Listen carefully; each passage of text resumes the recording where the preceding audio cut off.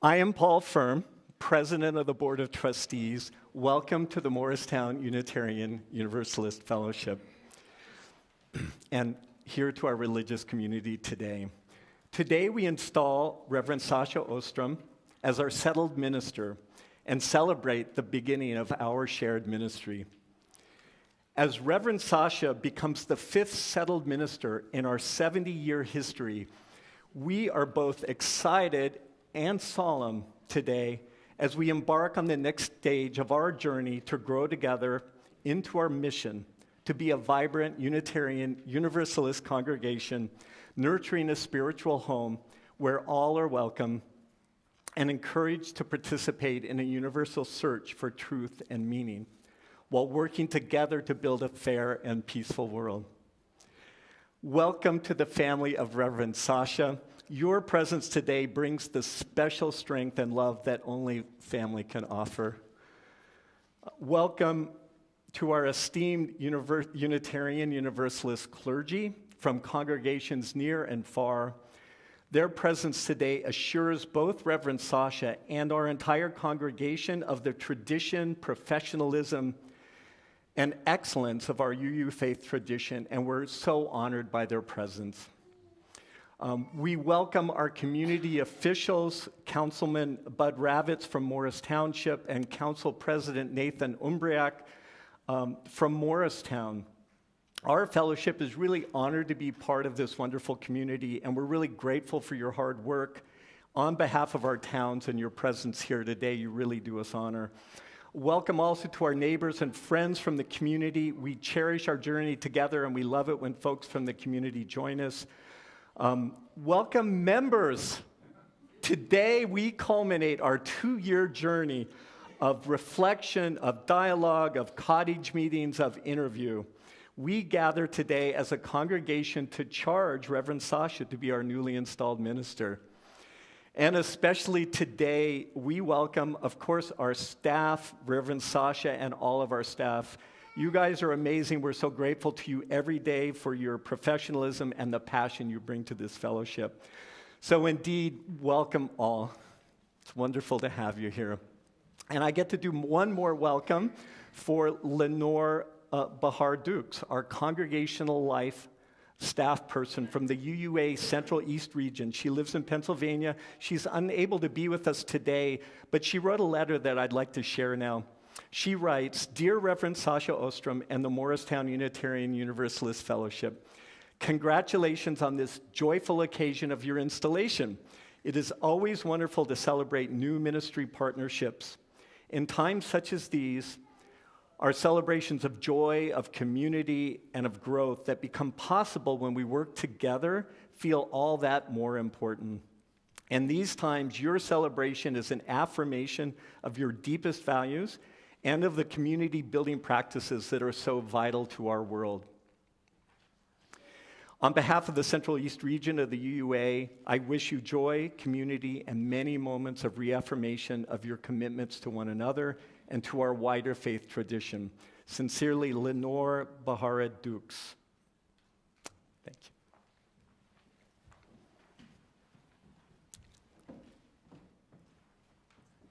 Hello, my name's Carol Todd, and I had the great pleasure to be part of the search committee that brought Sasha here. So you can imagine we're really joy today. So, in our opening words, come let us enter this space of hope and community. Come let us enter this space with sorrows, joy, passion, and compassion.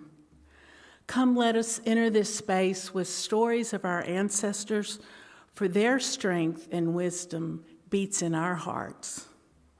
Come into this space, present to the beloved companions who move beside us. Come into this space, mindful that together we are building a future for other generations. Come into this space and let us celebrate our new beginning.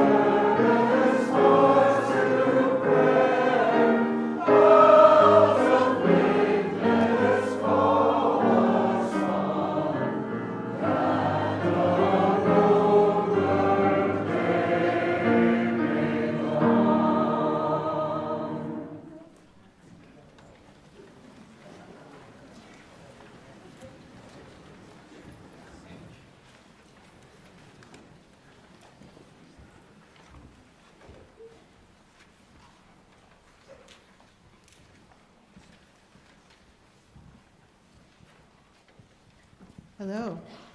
I am Barbara Stasiak, and this is Paul Snellgrove, and we were both members of the Ministerial Search Committee. It's time now for us to light our chalice, the symbol of our Unitarian Universalist tradition.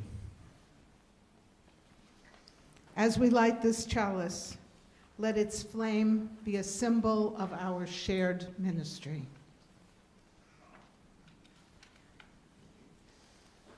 We stand in this sacred space honoring the search that brought us together and walking side by side on the journey that lies ahead.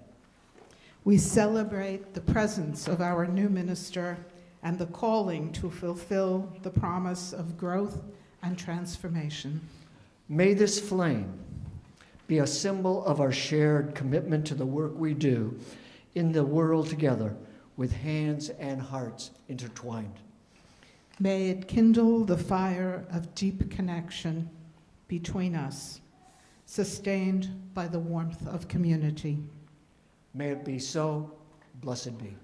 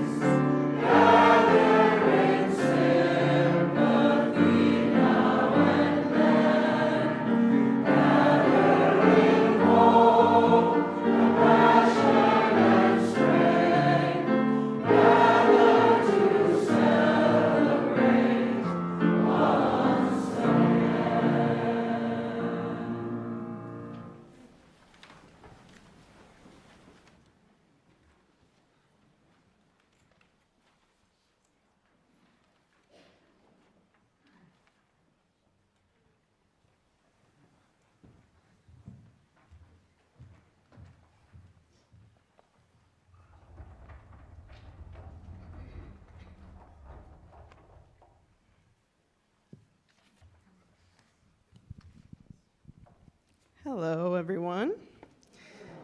My name is Brooke Donaldson, and this is Craig Adams. And like the others before us, we all served on the Ministerial Search Committee, and we are thrilled to offer our time for all ages today.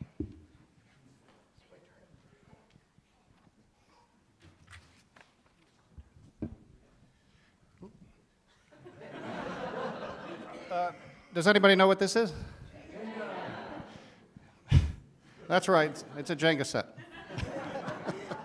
If you've never played Jenga before, let me explain how it works.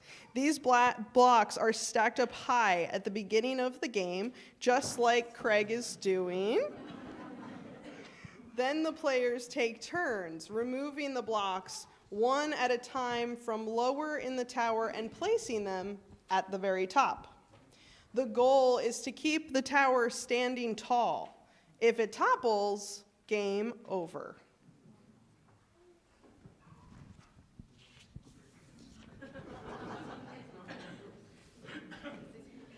Now today I want you to imagine that this Jenga tower is our congregation, and each of the blocks in the tower is a member of our community, and all that they contribute here to help make the congregation strong and vibrant. One block is one of our children participating in their religious education class, or one of our junior worship helpers helping lead the service. Another block is someone helping make soup after one of our services. And another block is someone serving on a board, committee, or ministry team. There are a lot of people doing a lot of things in our congregation, and they're all necessary if the congregation is going to thrive. But you'll notice something interesting about this tower. The blocks aren't just placed willy-nilly. No, they're placed together in a special way that mutually supports one another, kind of like support beams in a building. That supportive structure helps the tower stand tall and stay balanced if something were to rock it. Don't, Craig. In our congregation, that supportive structure is our covenant, our right relations promise about how we want to be with each other in this congregation. It helps us to relate to one another in ways that help create a stronger, more stable, and more resilient community. Our covenant helps us support each other and lift one another up. And in doing so, it helps make the whole congregation thrive. Today we are coming together to celebrate the installation of our new minister, Reverend Sasha. She is our congregation's spiritual leader, but all of us are needed. All ministry is shared ministry, and here in our congregation, we each have our own special role to play. In covenant, as we work with Reverend Sasha and with one another to help our congregation be strong and healthy.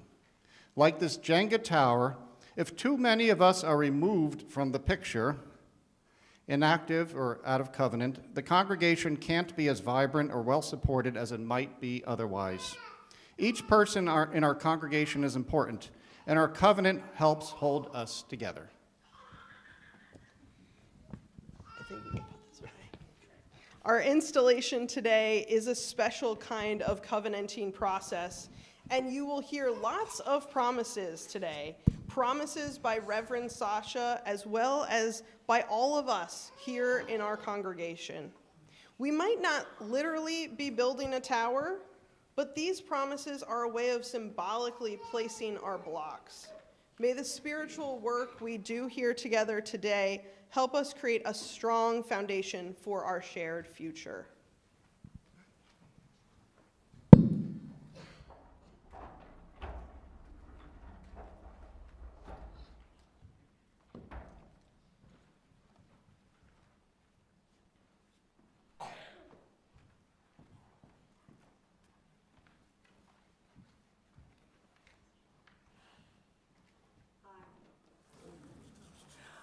My name is Nan Perigo.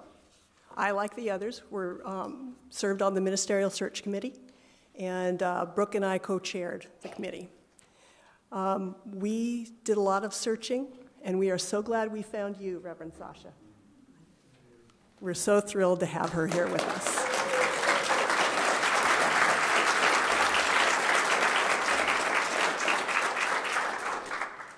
Please join me now for a responsive reading by the Reverend Monica Jacobson Tennyson. I will read the parts labeled leader, you will read the parts labeled congregation, and we will all read the parts labeled all together. We come today to gather together as Unitarian Universalists. We come today to join in the spirit of love and the service of life. We come today to be part of the stream of this living tradition. In our gathering, may we be blessed. Our shared faith is made up of the people who gather. Our shared faith is called by the beacon of love and justice. Our shared faith is breathed into life by the questions and the actions of the people. Through our faith, may we strive to use our hearts, minds, and deeds to bring more love, justice, and truth into the world. In the Latin hymn Ubi Caritas, we sing, "Where charity and love are, God is there." In the Spirit, we affirm that when we gather in love and justice, we open ourselves to life itself. In our opening, may we know ourselves to be blessed. May we seek to serve life, each with our own gifts and in our own ways, always doing so in love. May we know ourselves held in the love that is always with us. Thank you.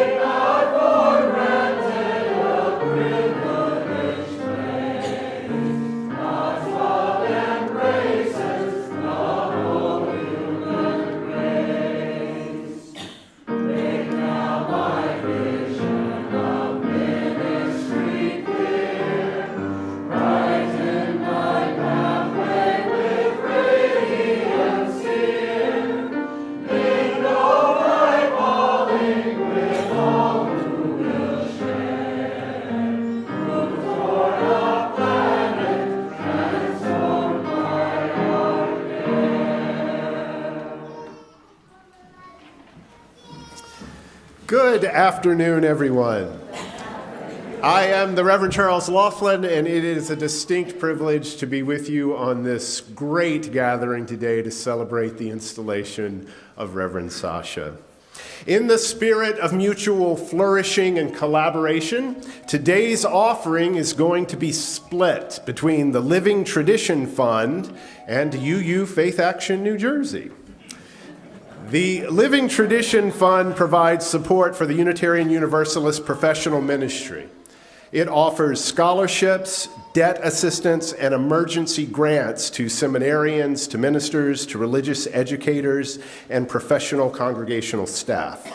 So collecting and offering to the Living Tradition Fund is a traditional practice at many installation services. And as many of you know, I have the great privilege of serving as the executive director of UU Faith Action New Jersey, which is our state action network. Through the ongoing collaboration and financial support of our New Jersey congregations and individual donors, UU Faith Action provides advocacy and legislative leadership in our mission to help create a more just New Jersey, free from systemic oppression and greed, full of engaged people committed to each other, to our communities, and to the earth. So we are thankful to Reverend Sasha and to this fellowship for supporting the ongoing work of Unitarian Universalism at every level. Thank you in advance for your generosity centered in love. Our offering will now be greatly received.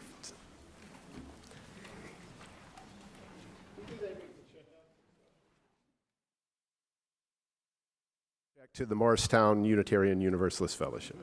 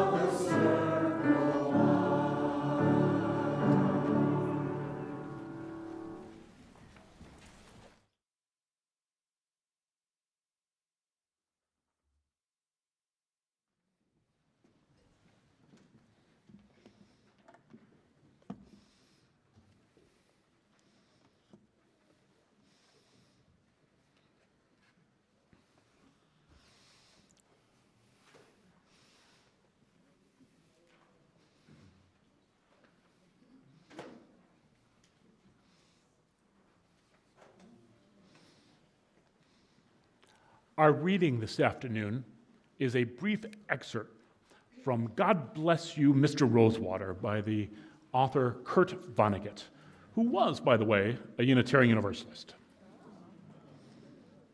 Hello, babies. Welcome to Earth. It's hot in the summer and cold in the winter. It's round and wet and crowded. At the outside, babies, you got about 100 years. There's only one rule that I know of, babies. God damn it, you gotta be kind. For those of you who don't know me, I am the Reverend Dr. James Kubel-Komodo, and I serve as the lead minister at the Unitarian Universalist Fellowship of Raleigh and Raleigh, North Carolina. I had the privilege of being Reverend Sasha's colleague for 5 years when she served that congregation. It is such a pleasure to be among you today. And Reverend Sasha, it is such a pleasure and a privilege to be here with you as you celebrate the beginning of your shared ministry with this congregation. And I miss having you stand beside me singing loudly. And it's nice to be able to do that again today. Well, I am happy to be here. My trip here was a little scary. As my plane began its descent into Newark, I got a GoFundMe request from air traffic control.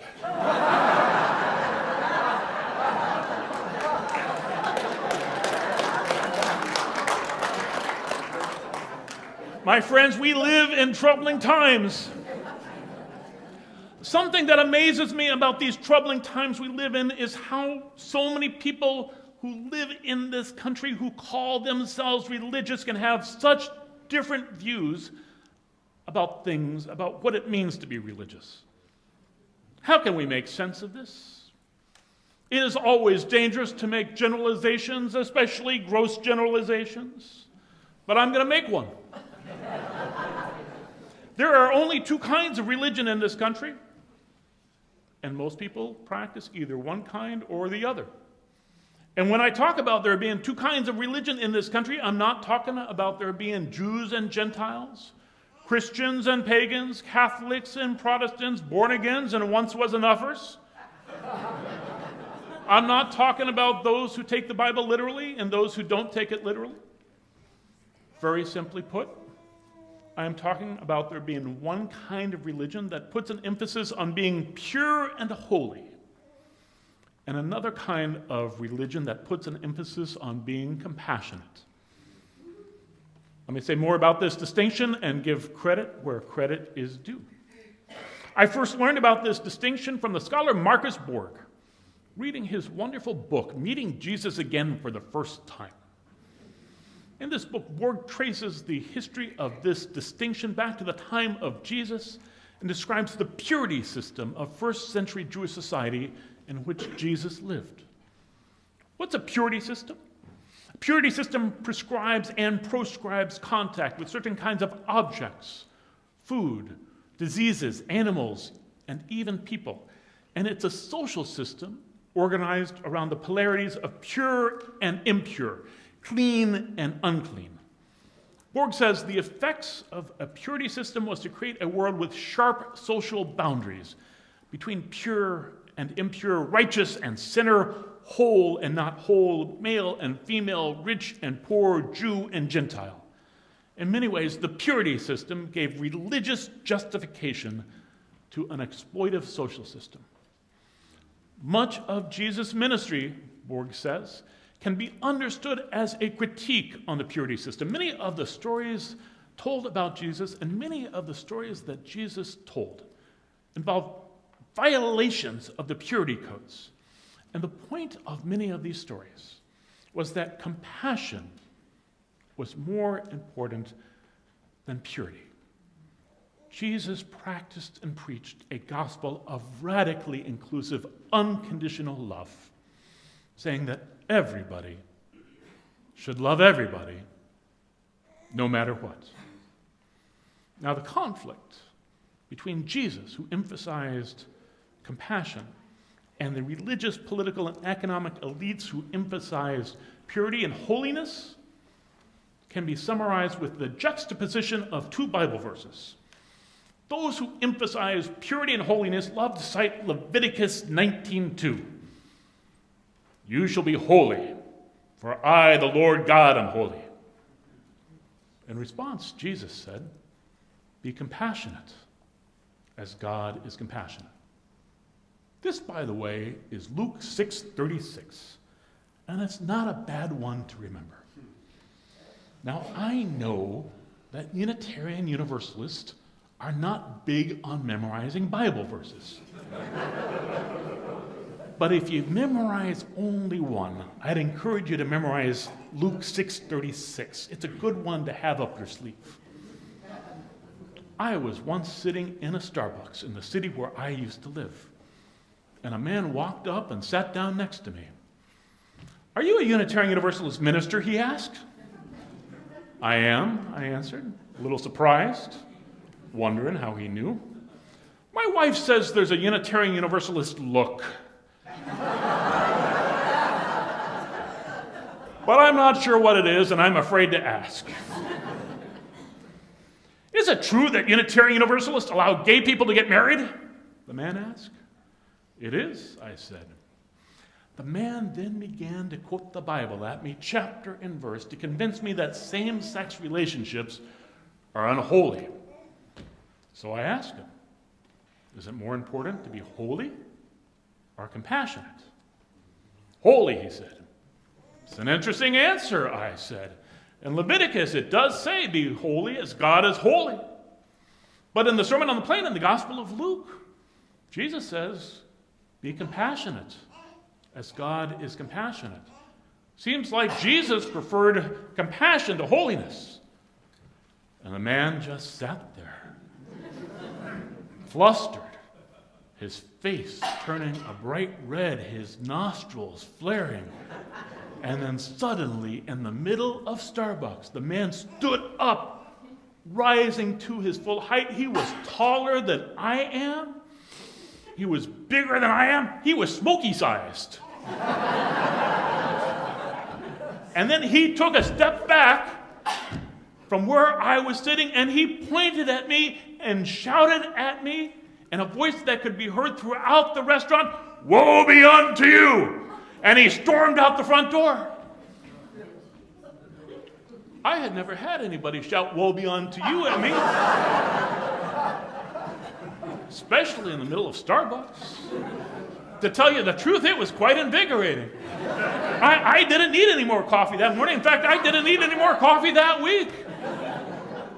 But just like in Jesus' time, it seems that a lot of the differences in how people understand what it means to be religious in this country can be understood in whether people think purity and holiness are most important, or whether they think compassion is most important. According to many of those who think purity and holiness are most important, the most important things are believing the right things and saying the right prayers in the right order. And God help us, anything to do with sex, because they all know that sex is dirty and it's filthy. And that's why you got to save it for the one you love.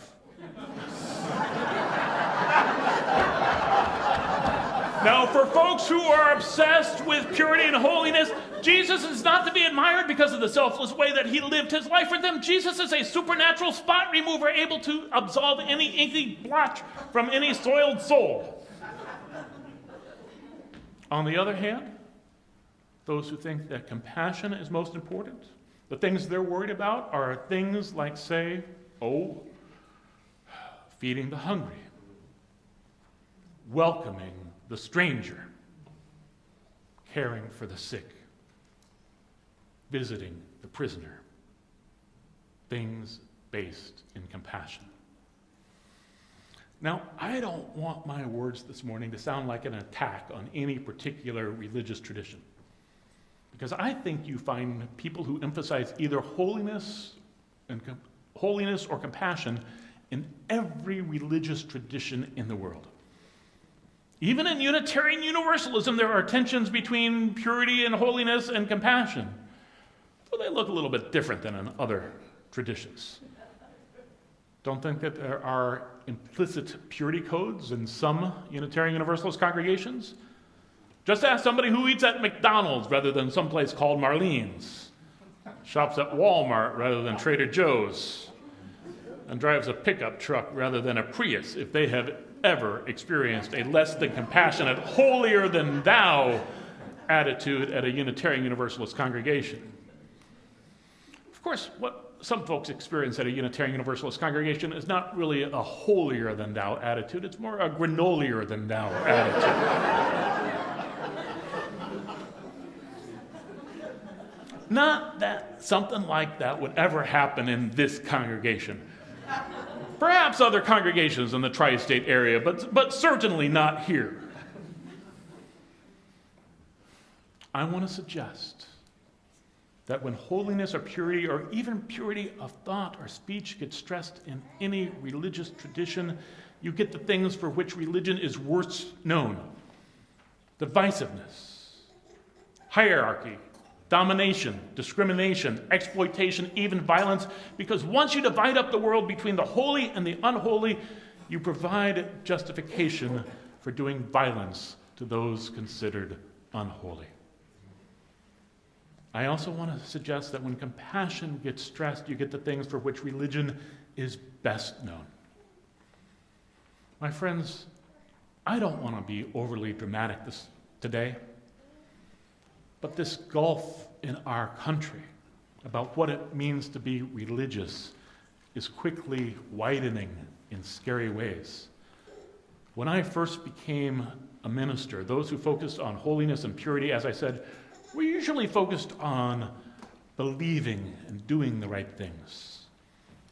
More and more of them are now focused on being born in the right place. Compassion itself is directly under attack. We can see this not only in the recent actions of the Trump administration, but in certain broader segments of our society. The former evangelical leader, Russell Moore, now the editor of Christianity Today, told NPR last year that even evangelical pastors who preach on Jesus' Sermon on the Mount are being criticized by some members of their congregation for being too liberal and too weak. Recent books published by authors on the so-called religious right include Toxic Empathy: How Progressives Exploit Christian Compassion, and The Sin of Empathy: Compassion and Its Counterfeits. Compassion itself is directly under attack. What are any of us to do? I believe the highest priority of any Unitarian Universalist congregation should be to nurture the spiritual growth of its members. And when it comes to nurturing spiritual growth, I don't think anything is more important than compassion. I've come to believe that spirituality begins with our ability to love ourselves, and then grows when we are able to widen that circle of compassion, just like your choir just sang, until it includes all people, especially those who are different from us, or even those who, as Jesus said, dislike us or even hate us. It may also mean widening that circle of compassion until it includes all sentient beings. And whether one is a Unitarian Universalist, a Christian, a Jew, a Muslim, a Buddhist, a Taoist, a Hindu, a pagan, or something else, I've come to believe that this task must come before any matters more metaphysical.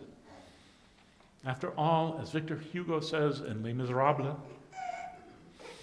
to love another person is to see the face of God. So my hope for all of you here at the Morristown Unitarian Universalist Fellowship, as you begin your shared ministry with Reverend Sasha, is that this will be a shared ministry with compassion at its center. This is the kind of religion that I hope you practice here. Let me encourage you to do 3 specific things. First, and most importantly, I encourage you to be compassionate with each other. This is my 25th year as an ordained Unitarian Universalist minister. I've spent 22 of those years serving particular congregations and 3 years on UUA staff, often dealing with congregations in conflict. So I have seen congregations at their best and at their worst. I've heard it said that nobody can love you like a church and nobody can hurt you like a church. And at their worst, I have seen Unitarian Universalist congregations be hurtful to others within their own congregations, even, or perhaps especially, while claiming to aspire to the highest of ideals. We don't want to end up like Mrs. Jelby, the character in Charles Dickens' Bleak House, who woefully neglects her children while pursuing charitable causes overseas. She was a woman with handsome eyes, Dickens writes, though they had a curious habit of seeming to look a long way off, as if they could see nothing nearer than Africa. Charity, Dickens said, begins at home, and justice next door. My hope for you, that in partnership with Reverend Sasha, you will become known as the most compassionate congregation in this town. That when anyone walks through your doors, they will feel the warmth and love among you. Second, I encourage you to help this religious community become as strong and as powerful as it can. Why? What does this have to do with compassion? The greatest good in this world is done not by the lone, heroic, gifted individual, but most often by ordinary people working together in common cause as part of a community. No one individual defeated fascism in Europe in the 1940s. No one individual brought greater rights to racial minorities in the 1950s and 60s and to LGBTQ folks in more recent years. No one individual sent a human being to the moon. No one individual will cure cancer. No one individual will stop global warming. No one individual will restore democracy to this country. No one individual will help our country and world become even more compassionate and just, or at least prevent them from becoming even less compassionate and just. No one individual is powerful enough to do so, but people working together in community might be. The Reverend Dr. Martin Luther King Jr. famously said, "Power without love is reckless and abusive, but love without power is sentimental and anemic." So I encourage you to help the Morristown Unitarian Universalist Fellowship become strong enough and powerful enough to help make your corner of the world a more compassionate and just one. So support this congregation financially. Support it by volunteering. Support it by reaching out and welcoming new people to grow your numbers. Support it by being supportive of your minister and your leadership. This doesn't mean never disagreeing or never being critical of them, but it does mean getting your priorities in order and setting aside petty bickering and silly fights about silly things like whether 2-ply or 3-ply toilet paper in your bathrooms is more environmentally friendly, or God help you all, whether you should have a congregational vote to decide.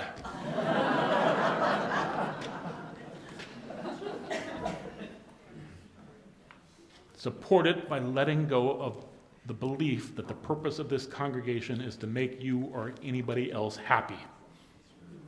It's not. Unless Unitarian Universalist congregations and other liberal-leaning institutions can get over our anti-authoritarianism, our infighting, and our occasional circular firing style squad of conflict mediation, we don't stand a snowball's chance on a rapidly warming planet of making this world more compassionate and just. Third and finally, I encourage you to build on relationships you already have with community partners. Strengthen them. Expand on them. Because just as none of us alone is powerful enough to make this world a more compassionate one, no one congregation by itself is powerful enough to do that either.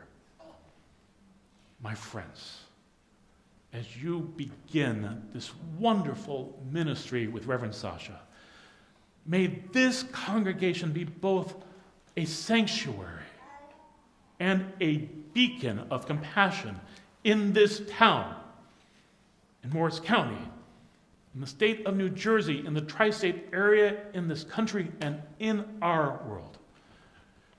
In these troubling times, the rest of the country and the rest of the world is depending on you and needs you to do your part.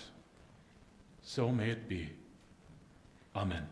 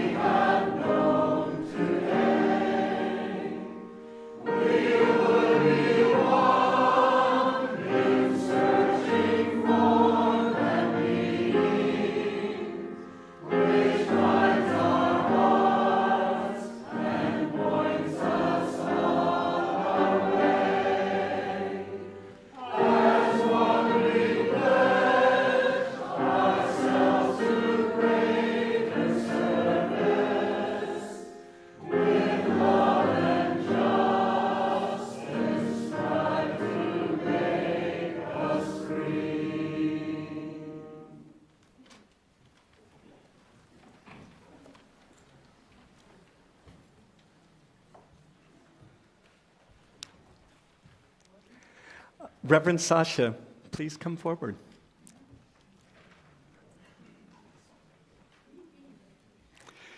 As president of the Morristown Unitarian Universalist Fellowship Board of Trustees, I proudly proclaim that we unanimously elected you on April 28, 2024. We are thrilled to have you in our pulpit since August, and today we desire to install you as our settled minister.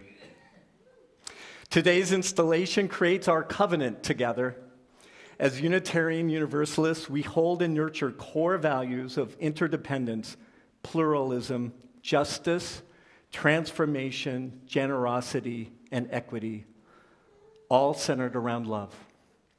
We hold these values dear, and we strive to bring them to life through our faith-living tradition, which draws inspiration from many sources of wisdom and spirituality. Reverend Sasha, embracing our values and living tradition, please lead our ministries of spiritual growth, social justice, and earth justice. Please lead our staff and ministry teams. Please lead transformative religious services and education for our children, youth, and adults. Please minister to us in our times of joy and sorrow. Please share with us by your example in teaching the way of a calm and courageous life.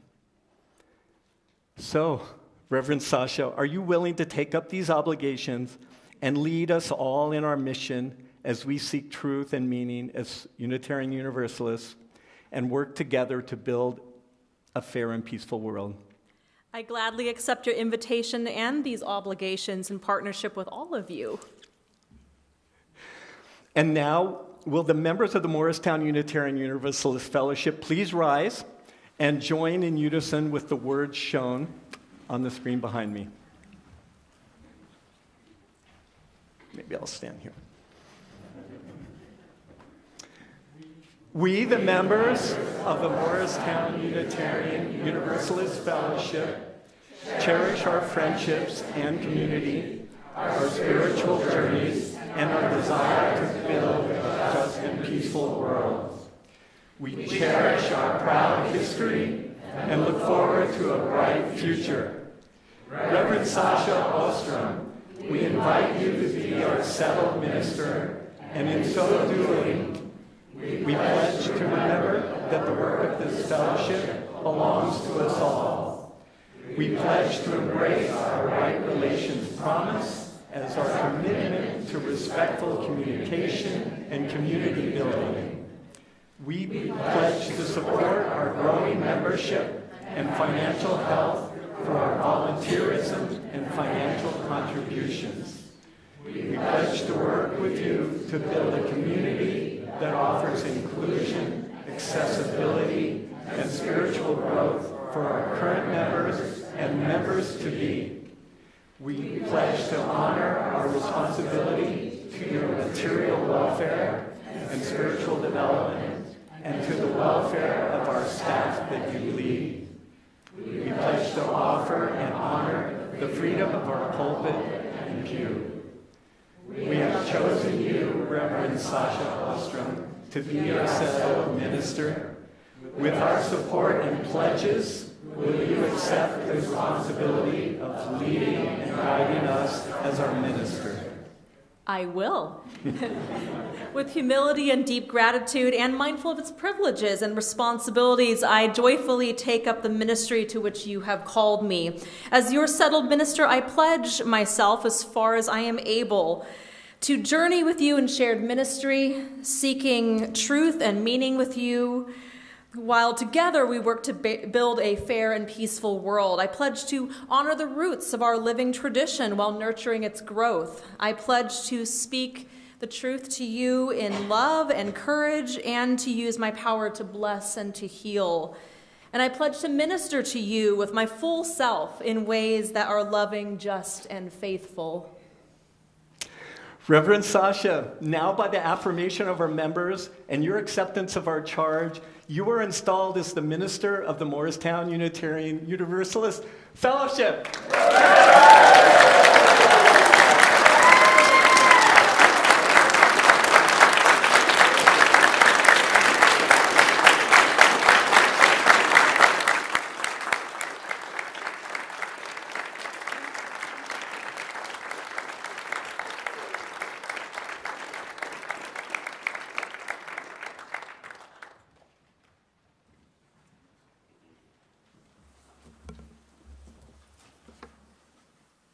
Hello, my name is Joe Erhane. I was also on the Ministerial Search Committee. Today, our congregation has a gift for Reverend Sasha. When I was young, I was always told that the best gifts are those you have made yourself for the person you are giving to. Well, we have someone who has made a beautiful gift for Sasha. I know, because I am married to Beth Wilson, who has done it. It is unique. Beth's artistry, care, and skill have made a stole from 11 different patterns of cloth that are unified in a beautiful whole, much as our many members have come together in a beautiful community. Reverend Sasha, will you please come up to receive the gift from the fellowship?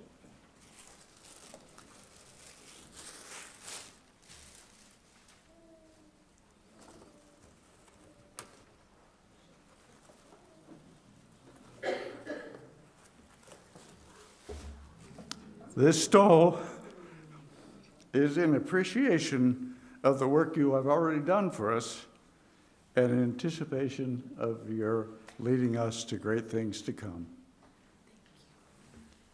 This one off.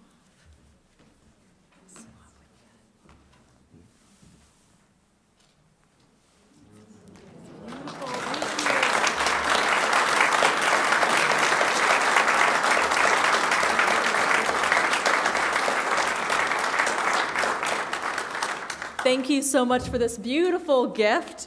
And I will wear it with pride, and I will always remember the promises that we have made today whenever I put it on. And this afternoon, I would like to also offer a modest gift to the congregation in return. And the gift that I offer is not one that I'm able to wrap up and present to you as a congregation. It's not something that you can take home with you, but it is a small donation toward our financial future well-being as a congregation as we continue to live into our beautiful new space across the way, the Gateway Center. And I offer this gift in honor of this day when we formally embark on our shared ministry together and with excitement about all of the things that we'll be able to do together in the future. So thank you so much for this gift.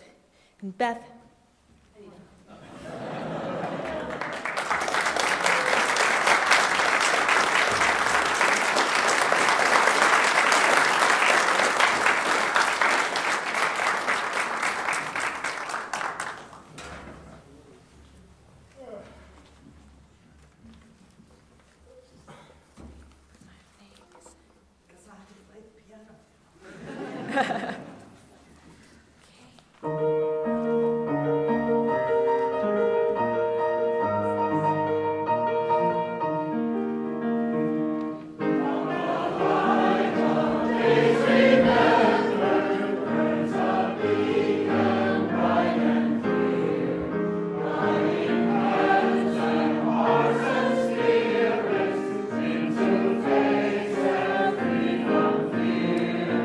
When the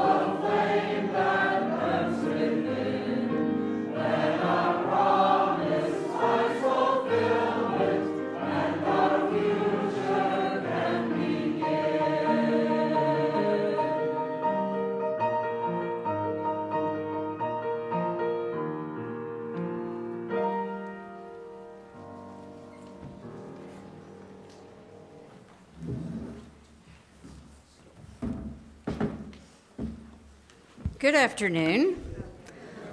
I'm the Reverend Anne Marie Alderman, using she, her pronouns. I'm short, thus the prop here, round and have gray hair, and I'm wearing a clerical robe. And I am, as of last June, retired from the UU ministry. Yay. Sasha, would you mind coming down here to sit? It's too much to swing back and forth. I'm charging you. Stand here or sit there? You can sit there. The last several congregations I served before retirement, I served as a developmental minister. What that means is that my time with those congregations were limited to 3 years, sometimes 5 years at the most.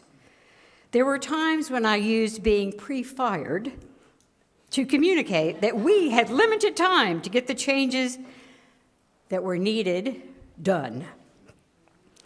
My role was to partner with congregations who had long-standing issues, to acknowledge the causes of those issues and try to right the ship, as it were, so their future would be a better one than their past had been. There were differing issues in each congregation, but rarely what the congregation described as their reasons for wanting to engage in a period of developmental ministry. I had to take the time to really listen to figure out what was causing the issues, and then move on to the changes that would arrest old patterns so that new energy could be released.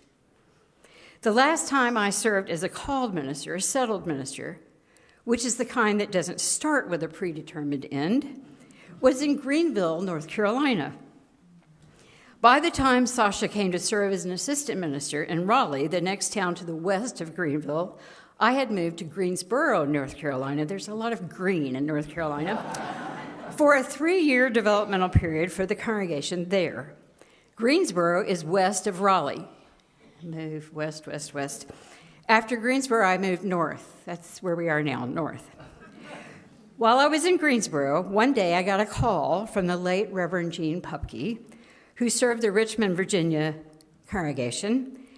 She was as active in the Southeast region, and she knew, as I was, and she knew that there was trouble in Raleigh, and asked me to seek out Sasha and see what sort of collegial care she might need. I did that. And Sasha and I came to share conversations on a regular basis while Sasha and the Raleigh congregation were going through a pretty rough spot. I'm not going to go into all that was going on or what the issue was even, but I will say from personal experience that Sasha has seen and experienced both the best and the worst of UU congregational life, and the best and the worst of relationships between ministers and congregations and staff. And she is still here, serving as a UU minister, and seems to be happy to do so. That's a big deal. So, Sasha, as I take up my brief role here in this installation to engage you in a charge, let me first congratulate you for being here in Morristown, in an open-ended partnership with this congregation. Here in the UU ministry with these colleagues present and with all the many colleagues we have near and far who accompany us in both the good and the difficult times in ways that keep us faithful to the task of ministry. My first charge to you won't be hard. You already are tenacious. I charge you to remain so. I charge you to be the good and faithful partner for this congregation as long as you are able to be. In your role as the called minister here, share the wisdom you have learned from your experiences and invite them to share theirs. Do not hesitate to give them your tenacity, your ability to stick through the tough times. We're all going to need that skill, and you modeling it in the next few years, maybe decades. You have a proven ability to stick with it until it, whatever the it is, has been moved through. So use that tenacity that you are gifted with to soar into who you are becoming, together as minister and congregation in partnership. Show them that even when you occasionally come down hard, you know how to get up, how to heal, and do it again and again. Don't give up. Don't let go of that awesome talent and ability that you have. I ask you to remember that this is and should be a long-term partnership, especially to remember that in it for the long haul means you have to take care of yourself. I charge you then not to overwork. Yes, I said it, not to overwork, even though you may want to, and you think the need is there.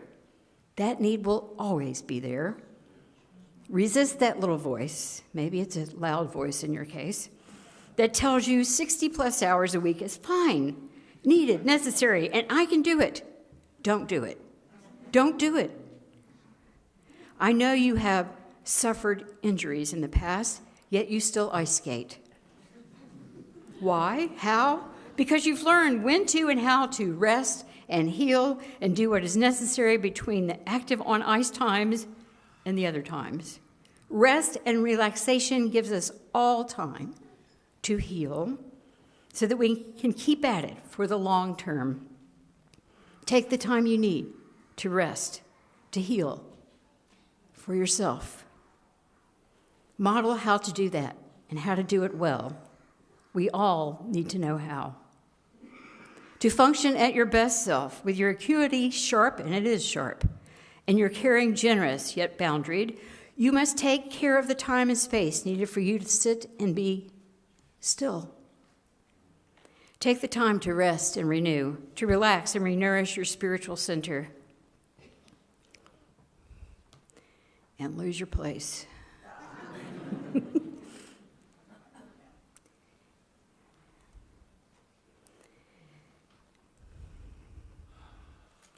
Take the time, again and again, remind yourself and this congregation that you are here, will be here for the long term, even as the world comes at us all now with full throttle chaos. Take it slow. Learn what you need to learn. Know who these people are and what they really need from you. They will need many things, differing things, pushes to leap forward, time for tenderness, for sitting with dread and sorrow, and sometimes terror, and for getting back up again. It won't be hard to know what the community, this nation, the world needs from us in these next decades. You got that. You got that. Yet also learn what these people need. It won't always be obvious, or what they say they need. So finally, I charge you to read between the lines, see the patterns and the systems that may need to change. And while doing that work, find also the tender and the fierce love for those individuals who are locked into old systems and reactive behavior that may no longer serve the good. See and hear the persons, the individuals that are here, as the true work of ministry is to unleash and liberate all souls. So be tenacious in caring for yourself. Learn and relearn about yourself so that you know when you are not functioning as your best self and when you need space and time for healing or repair or just rest. We all need that. Model a knowing of and for when you need rest and possibly repair. So have fun and play. Get lost in a book or a movie. Turn off the need to be everywhere at once. Even turn it all off when you need to, if just for a while. I know you to have a keen sense of right and wrong, and that you operate from a steady base of moral clarity. And I know you to be driven. I charge you to relax. You got this. Blessings upon your tenacity, your keen moral compass, and what must now be your ability to rest and be in joyful, tender, loving relationship with the people in this congregation. For the long haul, you are needed. Blessings.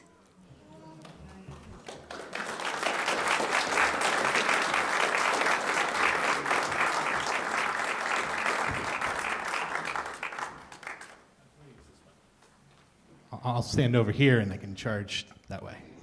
Same problem. We are a multi-generational community, part of a multi-generational Unitarian Universalist movement. There is no doubt that experiences only in your life, teachers and mentors you had, opportunities that were given to you, have brought you here to this place. Your passion for our children and youth was apparent in your initial talks with the Ministerial Search Committee, your large group interview on that first Sunday of your candidating week.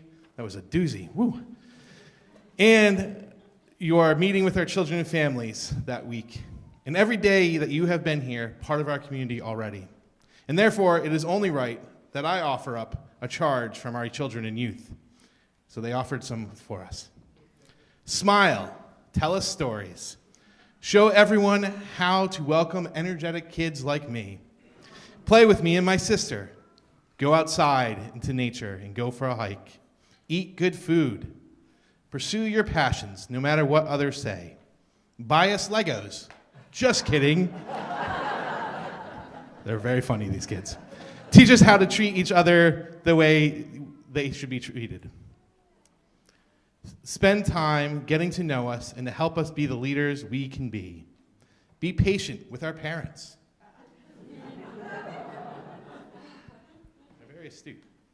Remember the quiet ones. Share our stories.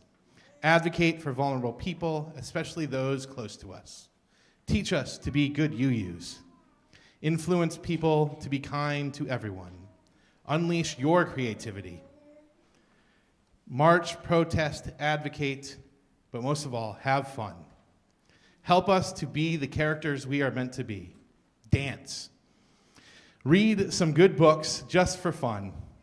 Help us to discover who we really are. Remember, it's okay to not know the answers. Allow yourself to get lost in the details sometimes. Don't stop skating. Don't forget us when we bridge into the world.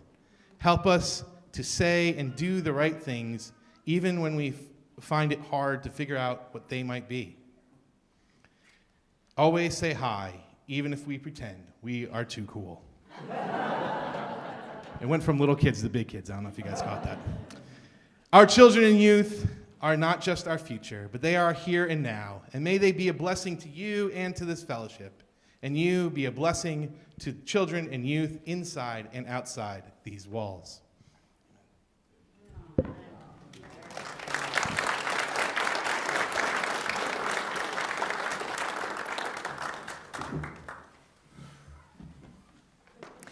Good afternoon. I'm the Reverend Lynn Cox. My pronouns are they, them, theirs. I'm the interim minister at the Unitarian Society in East Brunswick. Congratulations to the Morristown UU Fellowship and to Reverend Sasha Ostrom for planning a lovely service of installation that celebrates the launch of your shared ministry. May this ministry be fruitful, bringing to the congregation and to the minister a shared sense of mission and a channel for your values. The shared aspect of your ministry is what brings me before you. It's my honor to deliver the charge to the congregation. Ministry always happens in relationship out here in the world of human connections and collaboration. Though your minister has special responsibilities for her role, the members of the fellowship are partners in the congregation's shared ministry. And so the way you live out your volunteer calling and your values as you interact with each other and with your minister and with your staff are some of the keys to the success of the congregation. In thinking about the congregation's part of the work, I'd like to highlight creativity, covenant, and echoing Reverend James, compassion. And this congregation enjoys creativity, like even from afar, I know this about you. You are active participants in the Soul Matters Sharing Circle, inspired by the monthly themes to create visual art and creative writing. There are crafters among you. Where are my crafters? Where are my crafters? All right. There's crafters among you, film buffs, and some of you find space in your life for innovative rituals and spiritual practices in your lives. You well know that creativity requires courage, an open mind, willingness to try new things, willingness to try and fail and try again, and maturational growth as our art responds to the times in which we live. You have experienced appreciation for those who offer technical expertise, teaching you how to paint or crochet or craft a poem. You know that affirmation and appreciation are vital streams in the well that feeds our creativity, right? Anybody get like that one little compliment? It's like, oh, I'm gonna go create something else now, right? All of these lessons of creativity apply to congregational life. The world is changing quickly, and our ways of operating as a congregation must adapt. To move forward in a flourishing shared ministry, we need to be willing to try new things, to have grace and resilience for our own and each other's failures, to listen for opportunities to respond to the moment. And to grow as creative artists of congregational life, we need to be open to teaching and learning new skills, to give and receive direct and honest feedback shared in the spirit of love, and to draw from our truest selves as we make our values manifest in the world. Appreciation and affirmation are important skills for everyone to practice. Recreating a community together is challenging, even as it can be joyful. And every member has a role in supporting the vitality of the congregation by expressing gratitude to each other, to your lay leaders, and to your minister and staff. Now, general phrases, just general thank yous, are fine. That's great. And I invite you to level up by finding specific actions and skills and outcomes to reference as you express your admiration. The creative art of congregational life is enhanced by appreciation and collaboration. Second, let's talk about covenant a little more that you've already heard about today. A covenant is not simply words on a page. Covenant infuses the quality of our relationships. Our sacred agreements are foundational to Unitarian Universalist community building. For a healthy congregation to keep improving, covenantal practices such as direct communication are essential. And I understand that the times in which we live are scary and frustrating and uncertain. We are all a little worn down. It requires tremendous courage and faithfulness and energy to directly and yet compassionately communicate with people when we feel hurt, when we feel disappointed, when we feel someone has fallen short in their agreements with us. Yet loving and direct communication is what being a Unitarian Universalist asks of us. As people of faith who strive to live out values like transformation and interdependence, practices of direct communication will lead us to be our best selves, individually and as a community. We can't grow as people or as communities without telling each other the truth. Talking about people instead of to them will hamper a community's ability to fulfill its mission and will erode faith and trust. So use your open questions process, your network meetings, and your face-to-face conversations to share your perspective and be open to hearing a perspective right back. Speak the truth and receive the truth in love. Our covenants call us to be active participants. Each person has their own capacities and limits and callings and passions. No one can do everything, and no one should try. Goes for you too. The ways you choose to channel your callings, your energy, the way you choose to challenge your time and talent is therefore powerful. Adding your time and talent to help a new idea take flight will make a tremendous difference. Pitching in is more influential than giving advice from the sidelines, partly because being involved in the work will help you to understand the resources and possibilities of that project from the inside. Even if you have past experience with a particular aspect of shared ministry, the world is changing, and experience has to be tempered with knowledge of conditions on the ground. Throughout our Unitarian Universalist Association, congregations are in a rebuilding phase, figuring out what it's going to mean to live our values out loud in this new world. And so now is an excellent time to join or renew the work of creative collaboration. So finally, let's talk a little bit more about compassion. Reverend Sasha tells me that the members of this fellowship do a good job of loving one another when you are going through hard times. Anybody experienced that? Anybody ever had a hard time in here? Yeah. You have a number of activities and affinity groups where people offer one another generous listening and mutual support. Your minister will be there to accompany you through the big changes in your life, to train and support pastoral care volunteers, to pray with you in times of sorrow and in times of celebration. Yet the caring ministry of this fellowship belongs to all of you. The world is eternally a difficult place to be human, and we can expect some particular challenges in the next few years. There will be ups and downs in each other's personal lives as well as public joys and sorrows. Keep being kind. Keep showing up with an encouraging word, a casserole, a handwritten card.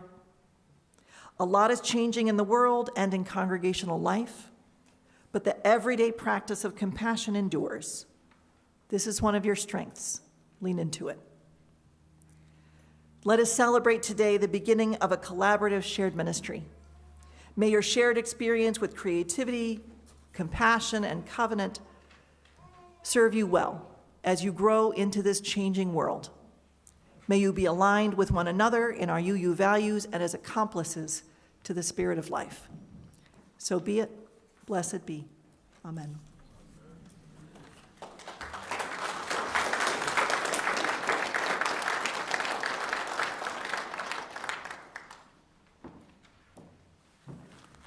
Good evening.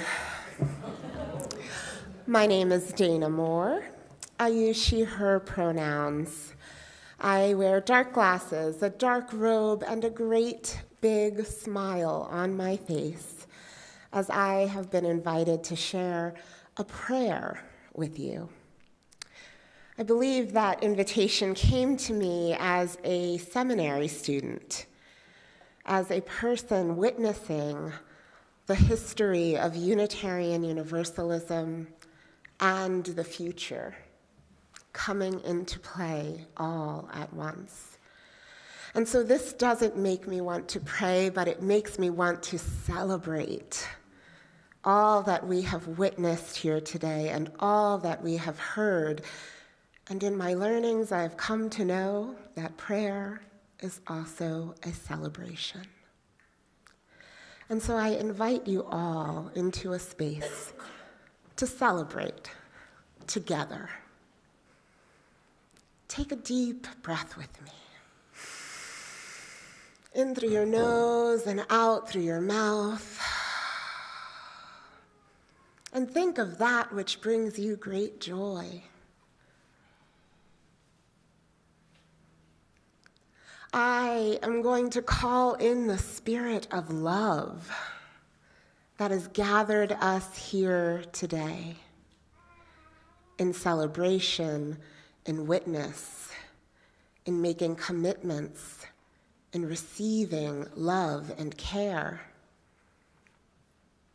I call in the spirit of life that flows through each of us and this community, making it a vibrant and worthy space to spend time, talent, treasure, joy, and fellowship together.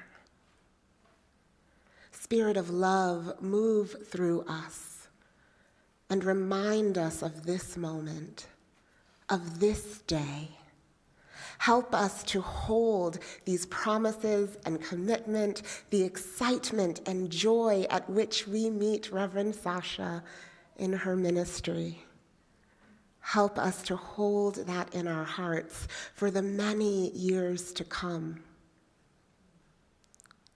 Love, remind us of our responsibility to our Unitarian Universalist traditions and the future generations we seek to love and serve. Love, help us to be brave as we make moves and actions toward our greatest values, as we strengthen our lives together as community. Love, flow through Reverend Sasha and remind her that in her most heroic moments, she is still human and deserving of rest and care. Love, move this congregation to love and care for Reverend Sasha in the way that she does for them. Remind these people who have called this minister into their midst that they too have a responsibility to move our faith forward. Help them to remember this day when moments are hard. Help them to reaffirm Sasha's call to this place when conflict arises. Help us all to live into that space of covenant within our hearts.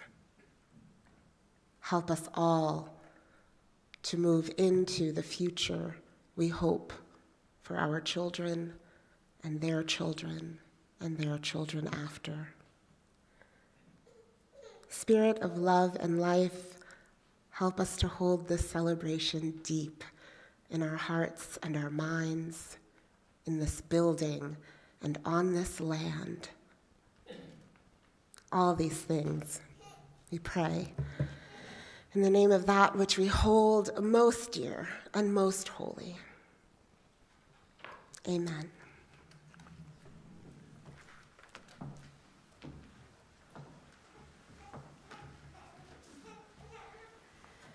And now, my friends, our worship concludes, but our ministry, our shared ministry, stretches before us.